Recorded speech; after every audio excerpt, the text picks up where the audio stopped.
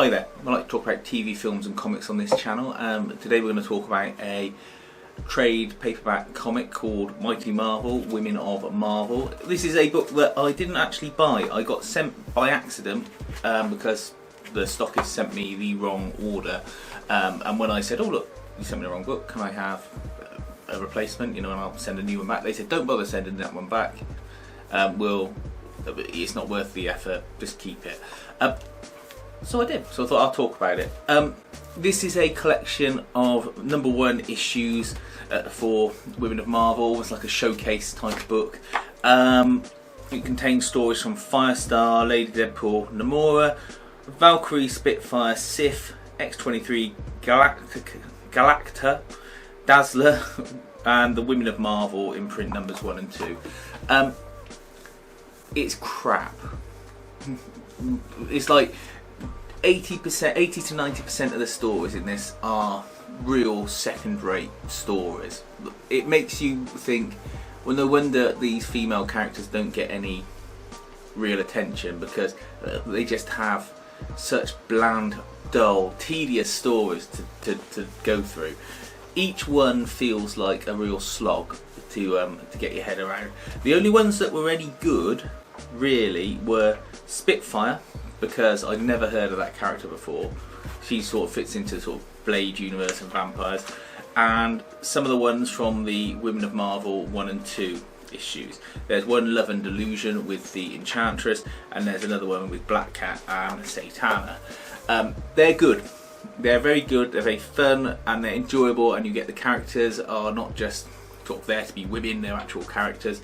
Whereas the other ones, they're just so heavy-handed. And they're just so dull. I mean, the X-23 story is just grim. It's about her being a former prostitute and things like that, and you think it's just dire. And the rest of the stories are just the most cliched, boring comics I've ever read. When you compare that to other stories like the Unbeatable Squirrel Girl, or the Unstoppable Wasp, or Hawkeye. You know, Kate Bishop, the series there that's collected in the Hawkeye Private Eye collected edition. Well, you think, well, these are female characters who have got great stories, great personalities. And it's clearly, obviously, just down to the writers what they do with them. Because you would have thought Squirrel Girl could have a, you know, real standout set of stories. I wouldn't recommend buying this at all to anyone. I think it retails for about £9, maybe a tenner. But it's just, it feels like a real dumping ground of stuff. I don't know. I'm glad I got it for free. That's for sure. But I think I might just give this away to a friend to have as a sort of regifting present.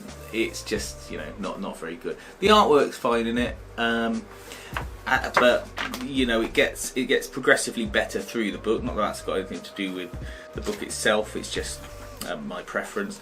And also there's a terrible story in the Women of Marvel one, where it's got the Fantastic Four, and you've got the two children telling themselves a bedtime story, and it's Cinderella involving the Fantastic Four, and Sue Storm and Cinderella. And you think, if this is meant to be a sort of empowering book for women, and you immediately condense Sue Storm down to the Cinderella character, and it's not as if there's any sort of amazing turnaround in the story or twist.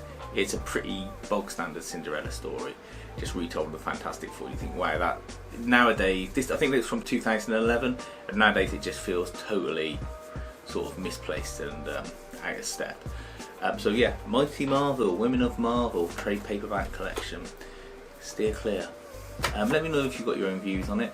I mean, I appreciate a lot of these are #1 issues, so if you read the whole run perhaps on these, if they even got to a full run for most of them, then they may expand on the story and be better. But I'm reading this as this collection has sold, and it was just poor. Look, please feel free to give us a thumbs up. Otherwise, please feel free to subscribe to the channel, and thanks for watching.